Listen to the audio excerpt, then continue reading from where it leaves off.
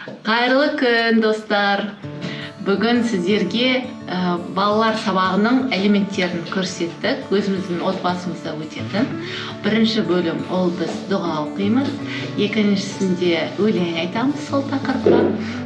Үшінші бөлімде біз дәйек сөздерді жаттаймыз. Балаларға шыншылдық қасиетінің немесе махаббат қасиетінің ерекшелігі неде, мағынасы не екенін түсіндіріп айтамыз. Одан кейін біз сол тақырыптағы керемет оқиғаларды балаларға айтып береміз.